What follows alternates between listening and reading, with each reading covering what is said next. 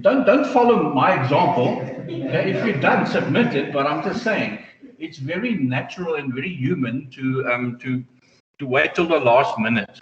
Okay, but in this case, do not wait till the last minute, because you are going to have trouble with. It's like if all the students are on campus, how fast is the internet? Because it's slow. Yes, it's still faster than most, but it's still slow because everybody's here. And that's why we alternate the program, so that we can at least have a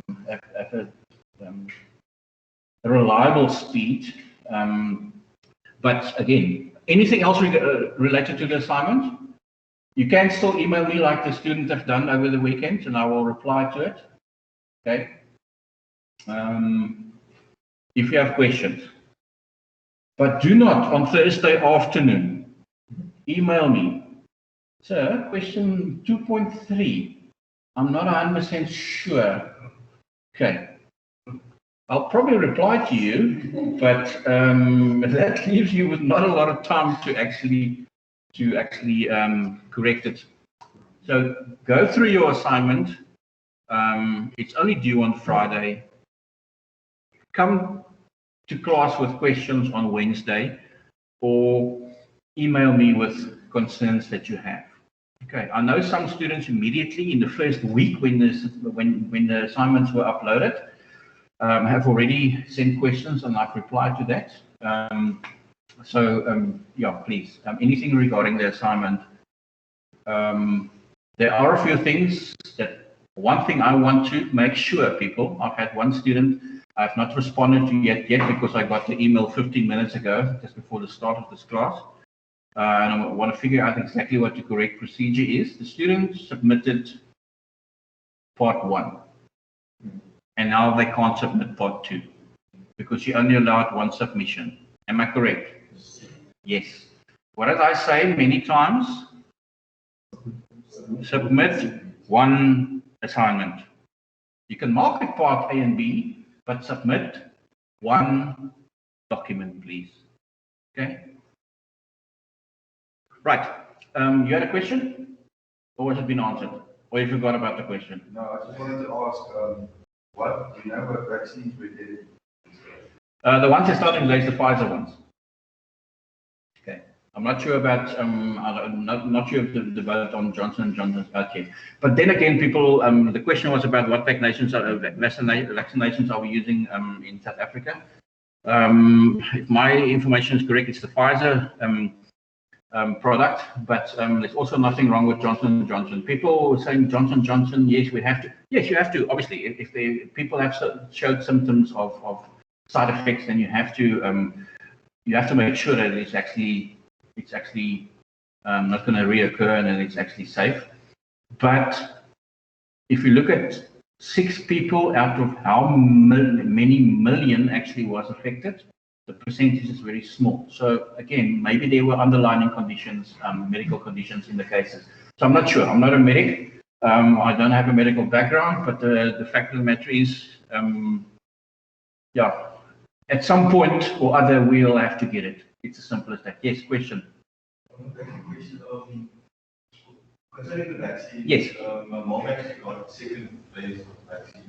Right. Has she already got a second jab? Yeah. Okay.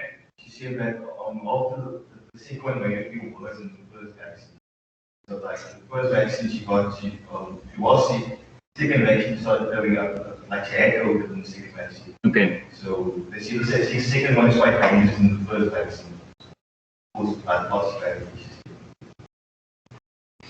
We'll just see. I mean, I think it's, as I say, yeah, thanks very much for sharing that. One of our students here in Bell's mother's a healthcare worker, and she's already received a second, because you do get 2 vaccinations.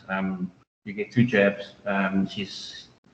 You just said some of the symptoms that you experience once you've received it. But the bottom line is, at the end of the day, remember, people, when you went many years, some people have, some people haven't gone for flu vaccinations. You know what?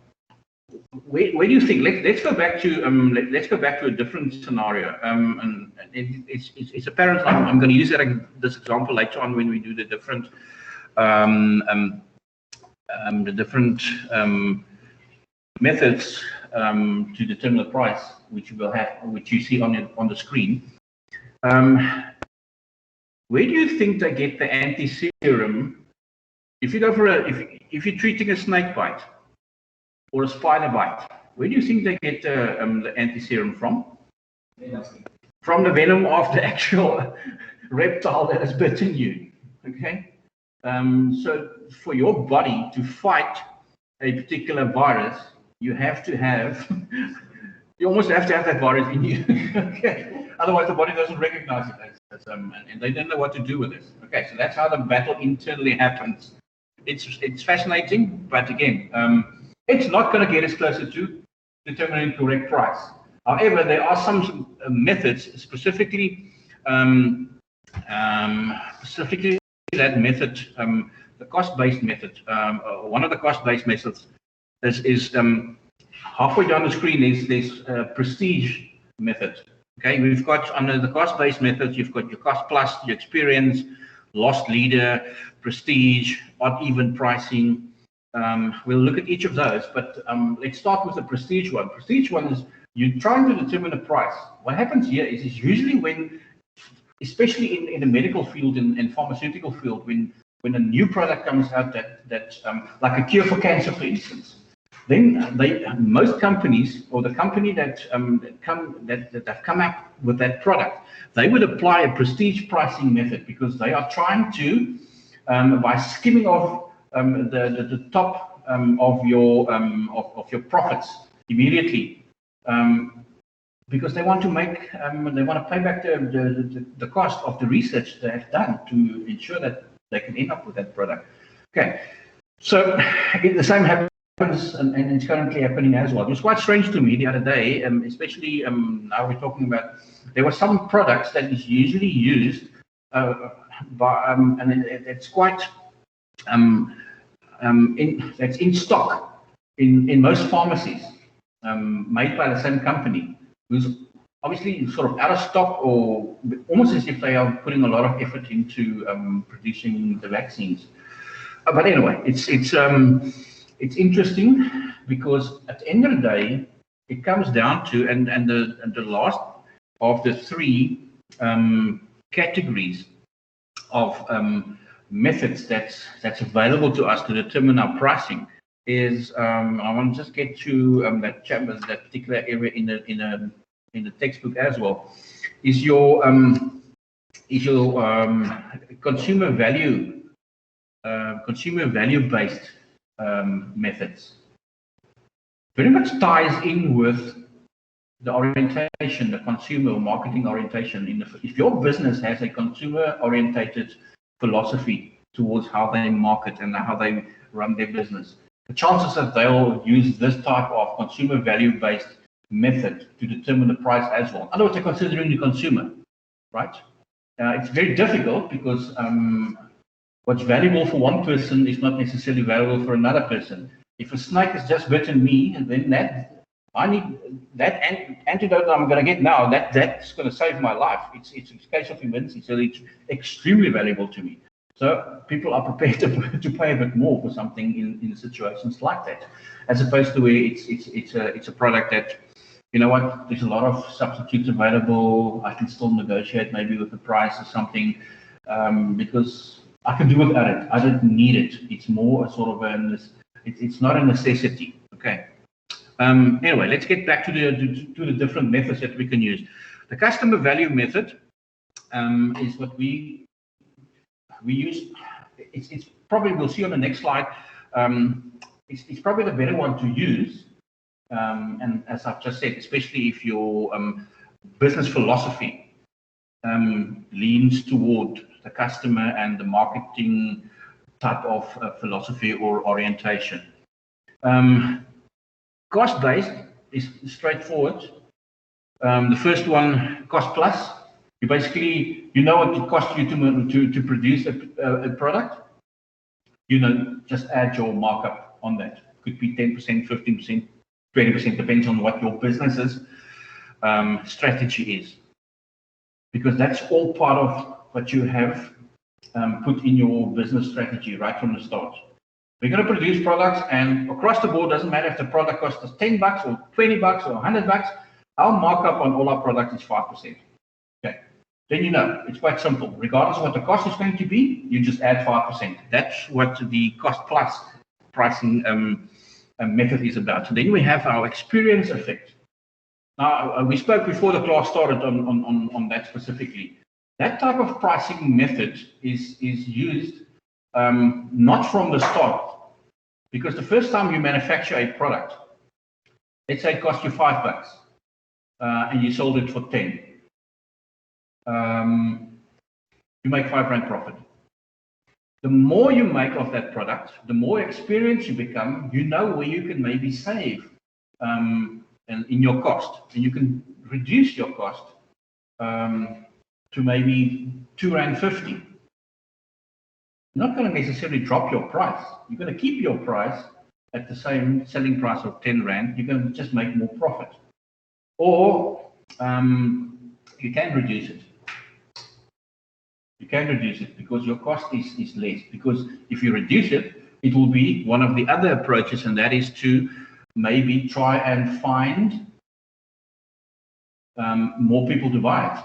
Because now and that's one of the third one of the competitor-based methods. You want to compete with the others in the industry. One way is to bring in a price that's slightly cheaper than theirs, because then you're going for high volume sales. Okay. Hopefully there will be enough of customers who are currently using another business's, buying another business's products, that will now change to us because we are slightly cheaper and there's no real differentiation between the two products. So we're going to go for the cheaper option. Okay. That's where you go directly against your competitors. But then there's also another way that you can maybe go in and say, right, we're going to go, right, what is our competitors, what do they charge for this product? We're going to make it slightly higher. You can only do that once your business has established a certain image in the industry of a company that delivers quality products. Because people, we have seen before, the perception is out there that if it's more expensive, it's probably of a better quality. Okay. So it's a method that can be used, but needs to be used very carefully. You've got to be very confident that your product is better, or that your brand is established as strongly enough in the market. Do you think if Toyota Corolla increase their prices across the board, that they will, and it's significantly more expensive than some of the other brands, that people are going to still stay with them?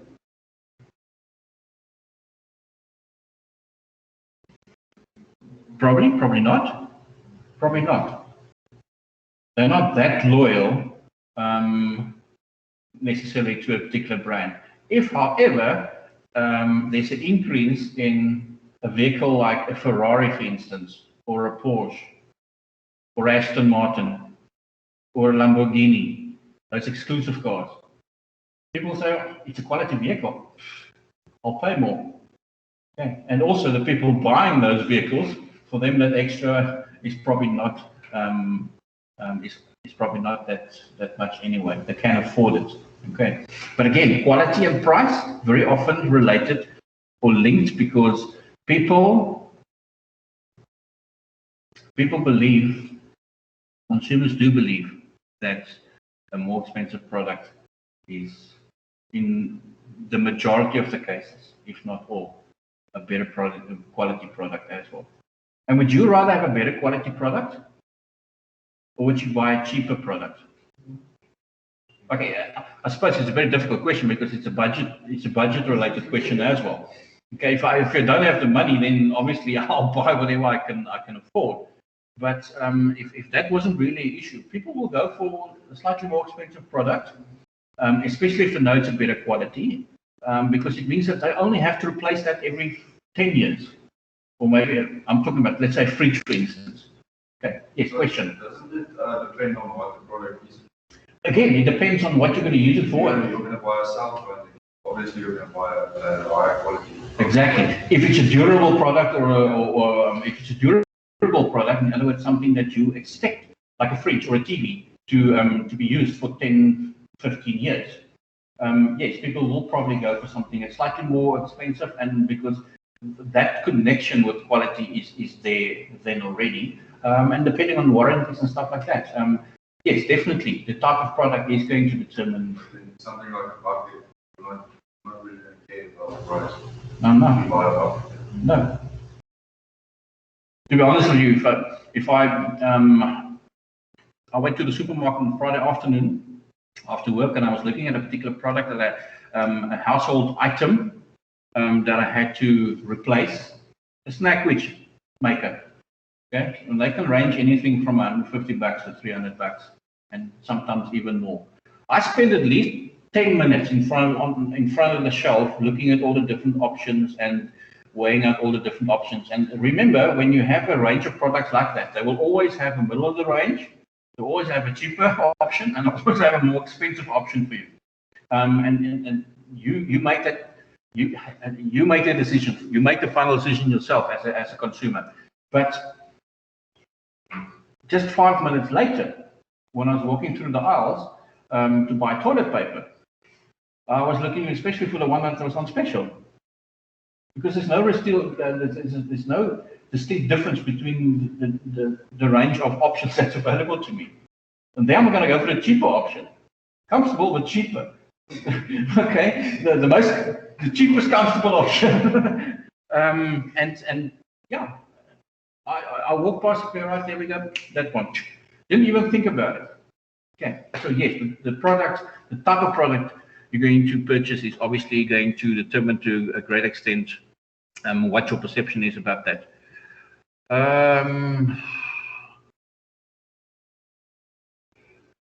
Right.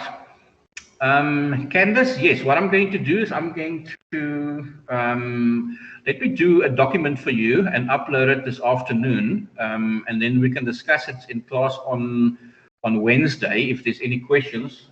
Candace's question was specifically related to the referencing and the correct referencing. Okay. I can remember saying something like that on Friday, but I have to admit, unfortunately, I was caught up very much in marking. The good news is your papers have all been marked, and it's currently at the moderator, so we'll probably have results very soon. Okay. Hopefully still this week, because obviously there's a process that we have to follow. But yes, Candace, I'll do a document for you, and I'll upload it this afternoon. Okay, on referencing, correct referencing, what we expect. Give you an example of what is correct, what is not correct for different resources. When you're referencing a textbook, when you're referencing an article that was on the internet, when you're referencing a online resource, what is the correct one in text as well as in your bibliography or your reference list. Okay, I'll do a document for you this afternoon. I'll upload it, and we can discuss anything questions you might have on that on Wednesday morning before we start with the next chapter. Okay, thanks very much for that, Candice. See, I'm a young soul, but I'm an old head. So you have to occasionally remind me of these things. Okay, right. Let's look at one that's very popular. One that's very popular is that odd even pricing method. The odd even pricing method. If I can remove that on the screen, you'll all be able to see it. Odd even pricing method is where very commonly used. We've all seen it. R9.99. It's $10, people. It's still $10, but it sounds better. It looks better. It's $9.99. Okay, so that's what odd even pricing means. It's a careful. It's the subtle use of the right numbers. R9.96. It's 10 Rand, people. Why? Because we do not have 1 cent and 2 cents that can give you as change. And that's one thing that I still don't understand. I would love to understand it. A number of years ago, I went to Mauritius, and they are quite simple when it comes to their monetary system. Okay, it's 1, it's 2, it's 5, it's 10, it's 20, it's 50, it's 100. It's as simple as that. No 50 cents and 10 cents and 20 cents, and that ends up where? Somewhere in the cookie jar, okay? And then you eventually, when it's filled up after 15 years, you go to the cashier at the bank and then you annoy her. And she just, now, whatever you do with it, people, the fact of the matter is, I think sometimes, yes, you know what? Very often people say, well, oh yeah, 9.95, I'll keep the 5 cents. Oh, we don't have a 5 cents to give you anyway, so we'll probably have to give you 10 cents. Why don't you just make it 10 bucks? It's it sounds cheaper, and that's why marketers use it, people. We know it. Customers, I think, know it by now. A number of years ago, as a matter of fact, what I think Pick and Pay came out and they said as part of their reward pay back to their employees, what they're going to do, they're going to take that, if it's $9.95, they're going to take that 5 cents, make it $9.90. They're going to take that 5 cents and put it in a fund for the employees. And actually, tell you what, if you take all that on every transaction every day that's done at every till of every Pick and Pay supermarket in South Africa, that comes to quite a substantial amount, which is quite nice. Okay, that was just their way to encourage their staff to work hard of it. Yes, as a marketing tool, we all know $9.99 sounds cheaper than 10 Rand. Okay, although it actually really isn't. Theoretically, oh yes, it's semantics, but it's seriously. If somebody's going to give you a cent back, you say, no, keep it. No, you're probably going to give it. What are you going to do with the cent? Anyway, I grew up in a time where there was still cents. Yes, a little brown one. It was the size of a current 20 cent piece. Promise you. It's a bronze. It had a bronze color. It was a 1 cent. As a matter of fact, I read an article the other day because, I mean, I'm not into coin collection and stuff like that. I was when I was in primary school. But the 1 cent coin, it had a help gou vir my. Wat is die Engelse woord vir 'n mossie? That little bird? It's not a sparrow. A sparrow is a spreeu. Kom julle in Centurion sê vir my, wat is 'n what's the English word for mossie?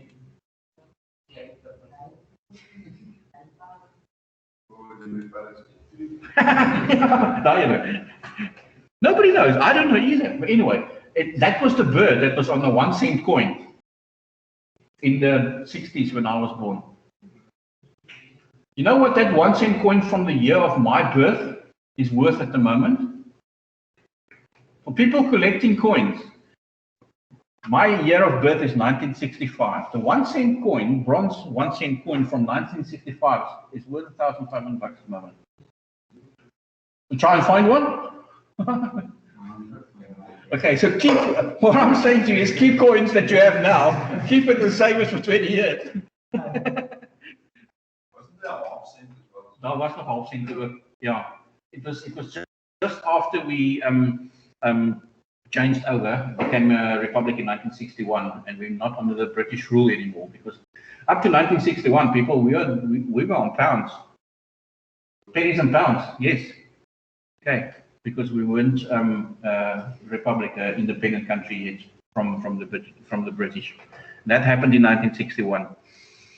Anyway, so keep those coins. It might be silly now, but it might become valuable in future. You never know. Look what happened to people who got in with Bitcoins initially. Okay? And the people jumping in now, you're going to wait 10 years to make your money. People who got in initially. Anyway, it's just interesting. Very interesting, different pricing strategies. Price lining as a cost-based method as well. Commonly known. Let's take the example of running shoes, for instance. Companies decide on price lining because in each price line, they have a price, a maximum price. This is the $6.99 range, that's the $7.99 range, $9.99 range, $1,999 range. And in each of those lines, they have specific products. You'll find a Nike priced at $7.99. There's a Nike for $8.99. There's a Nike for $9.99. And then everyone has different attributes, and so they have a set price for a specific product line. Okay, that's what price lining refers to. Let's go to the next slide, and let's compare all three of these particular methods that we have just seen.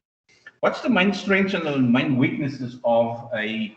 That's on page 206 in your textbooks. Okay, what's the main strengths of the different ones? The cost-based one, the strength is that you have data. You know what it costs. You have the data. It's there. The numbers are there. You know what it costs. Okay, so there's historical data that's available that you use as a starting point to make your calculations of what the price should be.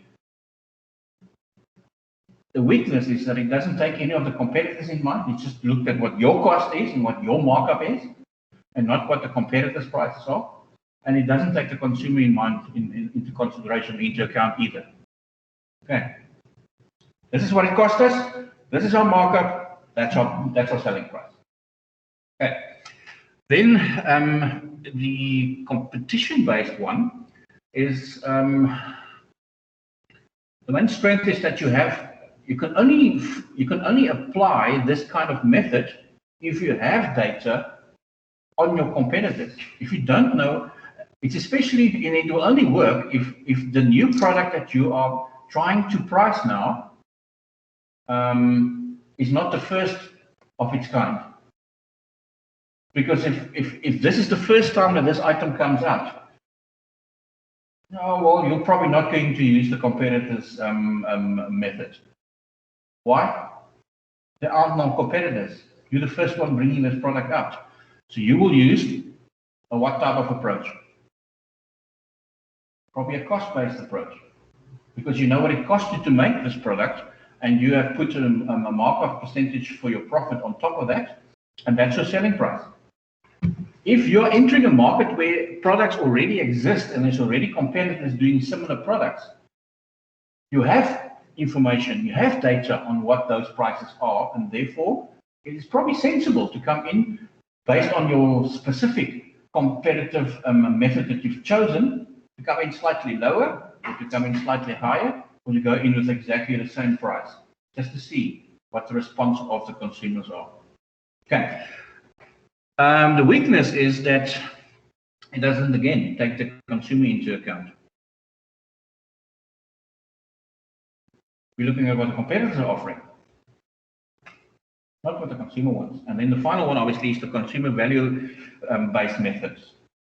And as we said from the start, it takes the consumer into consideration. It is more difficult to determine the correct price from the start, but usually when you have, if you look at the strengths of this particular method, it's usually a strategy or method, a pricing method that's applied by businesses if they have a specific long-term goal in mind. This is not the method to use if you want to make a quick buck. Then you'll have a different approach, one of the others that we've mentioned. This is where you say, all right, we are prepared just to cover our costs initially and establish ourselves, because it is important to us what the customer wants. Because if we convince the customer that our product is of a high quality and maybe better quality than our competitors, they will eventually, if we increase the price gradually over time, they will stay with us. But they have to be convinced of the benefits of our product in relation to what the competitors are offering. Okay, so you have a more long-term approach of customer retention, and that's why you listen. And go back to chapter 1 when we did the different philosophies and the orientations. That's exactly the approach. Why is there a marketing or customer-orientated philosophy that businesses have? Why has that become popular? Because they don't want to just make a few bucks and then disappear after 10 years. They are in it for the long haul. They want to stay in business, and they know the best way of staying in business and grow a business and profitable is to retain customers. A, satisfy their needs, two, contain them, or retain them, sorry, and then they'll become loyal. So this is a particular pricing method that is used. The customer-based methods are the ones that use because it considers or takes into account the customer and what the customer is prepared to pay or what the customer sees as valuable, based on an example we've used earlier. The more valuable it is to you, especially in cases of emergencies, I want it now. I need this now. I'll pay for it now. It doesn't matter what it costs because it's an emergency. I need it. I need it desperately. Okay. Any questions at this point? Anybody about what we've said so far? No? No? All good still? All still here? All still fine? Okay.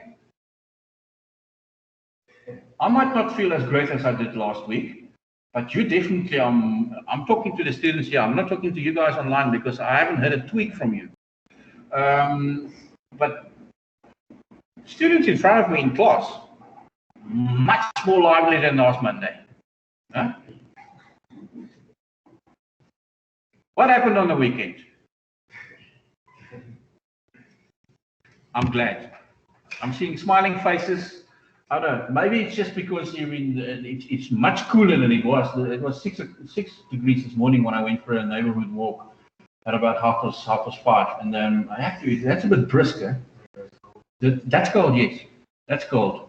Not the coldest I've ever got. I ever had in my life. It was I've experienced sub-zero temperatures in Europe quite regularly. Coldest I got in coldest temperature I experienced in South Africa was when I was doing my national service in Ladysmith and KZN, which is probably it's right on the Drakensberg mountain range. You wake up in the morning and the roof has little dewdrops inside, and then you go outside and in the army you get a bucket, those red buckets. It's usual buckets that you use to, and that most households have around the house as well. Now you get one bucket of water like that per day. You've got to drink from it, you've got to wash from it, and you've got to shave from it. Now, if you wake up in Ladysmith in the winter, now that's frozen. That's how you start your day.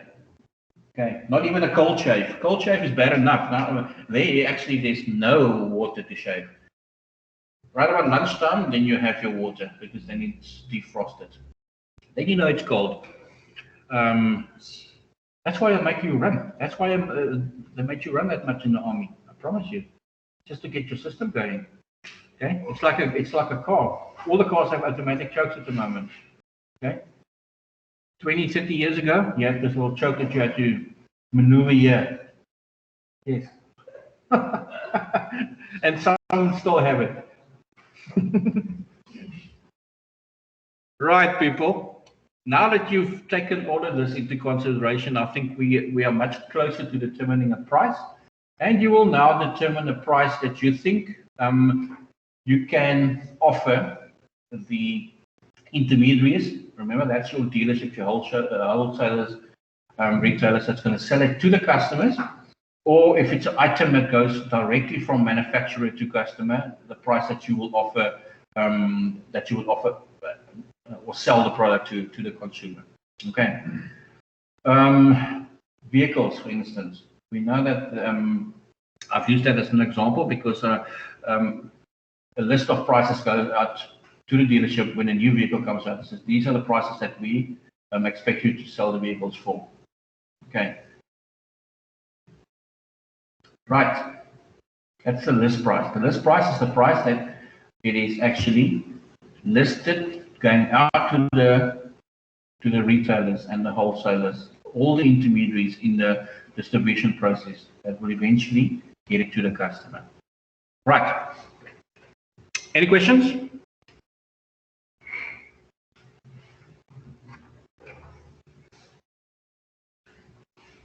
There are some adjustments that are still made. This is not necessarily, unless the product that you're selling is direct from manufacturer to consumer.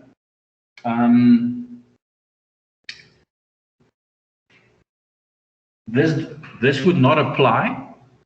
If there are intermediaries involved, you are going to maybe offer a few incentives to ensure that maybe they stock more of your products.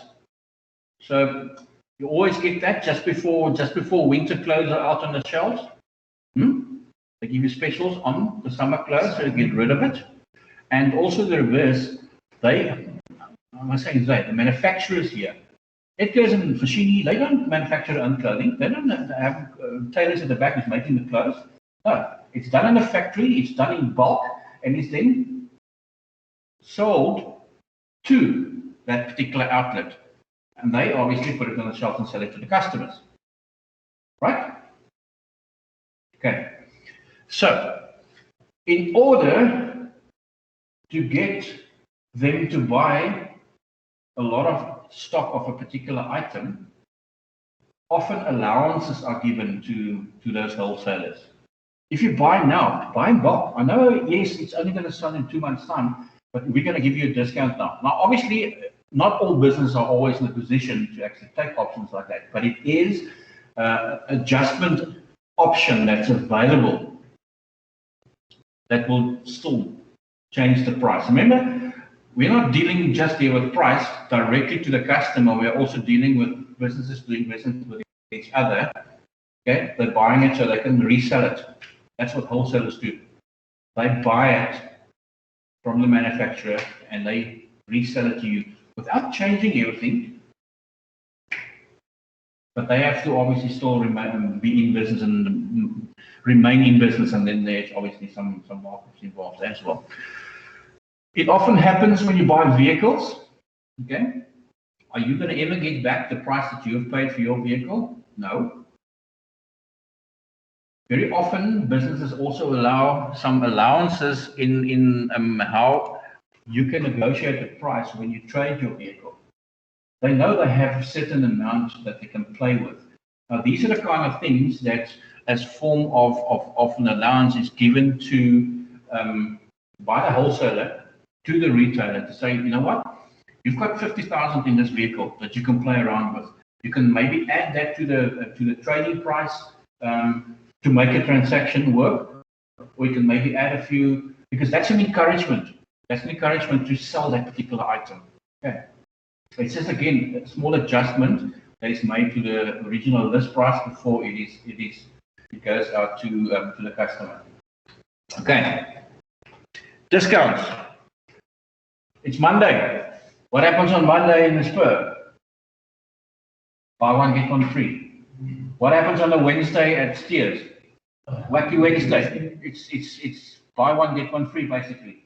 Okay. These are the kind of pricing adjustments and specials that can affect the price, but it's an intention to sell more of a particular product. It's usually only offered in industries where high quality or quantity, high volumes of sales is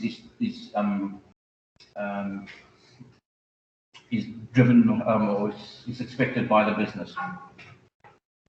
Okay. Oh yes, well, have any of you in the shop asked for cash discount?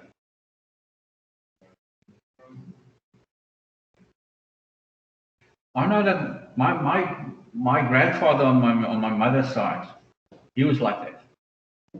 He was a retired school principal who decided to open, when he retired as a teacher, to open a sports shop that later on was bought by Sportsman's Warehouse. Sportsman's Warehouse was the size. This classroom next to this one is the same size as this one. Okay, we're talking about what? 1, 2, 3, 4 by 1, 2, 3, 4, 5, 6, 7, 8. Yeah, let's say about 50 odd squares. Now his sports shop was about 100 squares.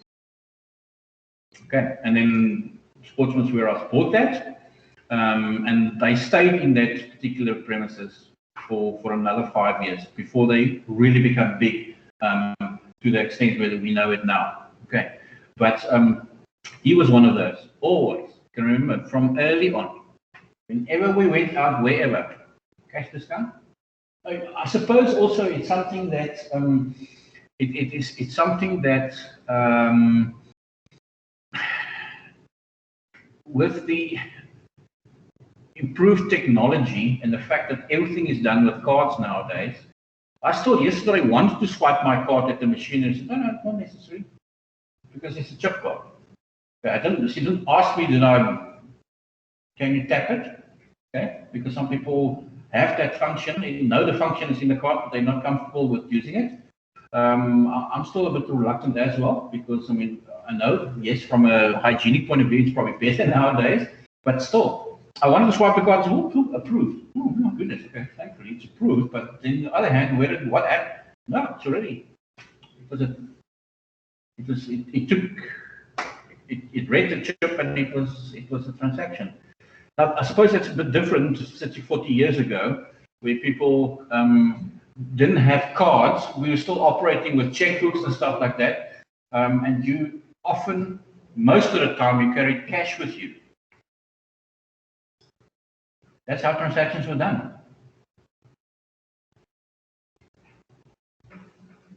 So you can go to a company, you can ask them, okay, right, this is your price, but if I pay you cash, and some businesses obviously prefer the cash because, yeah, for various reasons. Anyway, so that doesn't really happen that much anymore nowadays, but yeah, the option is still available. You can still ask, you should still ask if you, I just want to try it once just to see what the reaction is. If they actually know that, they can say, no, we don't do cash discounts, then it's fine. But you don't know if you don't ask. Okay. Often there's a difference in like we said earlier, if there's a seasonal change, summer to winter, there are discounts as well.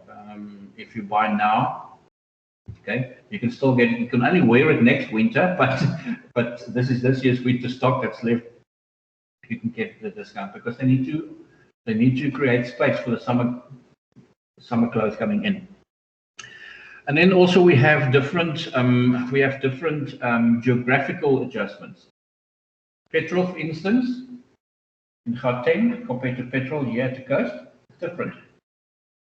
For 93 and 95, almost at alcohol free, lead free petrol, you can different prices are charged. It's slightly more expensive up in Gauteng than it is here. Okay, I think we have all our refineries here.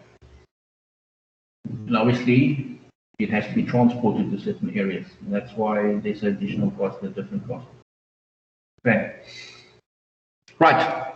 Now you know the full price. Now you should be able to now make the final price. And I think, yes, you can now actually make the final price. And that's how you determine the price of a product.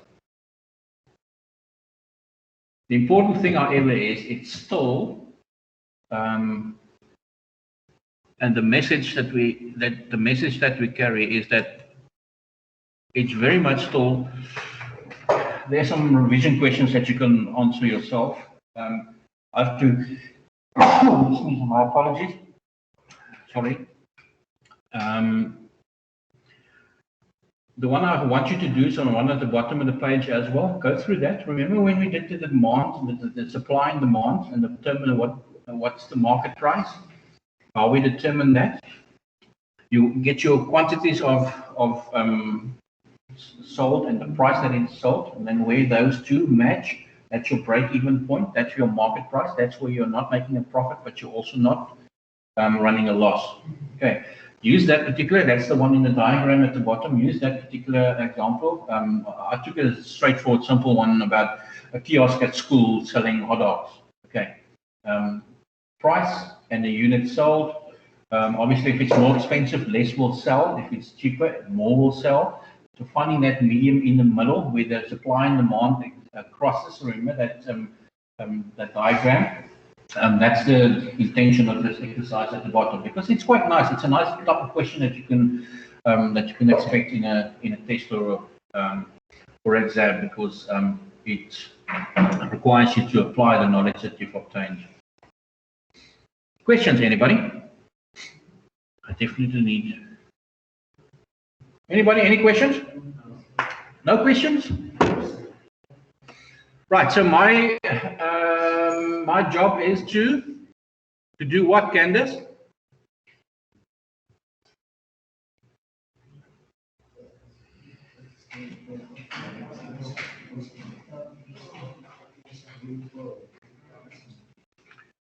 My job is to prepare a document for you this afternoon about the referencing and upload it. Okay? I'll upload it when I do upload the recording of the session as well.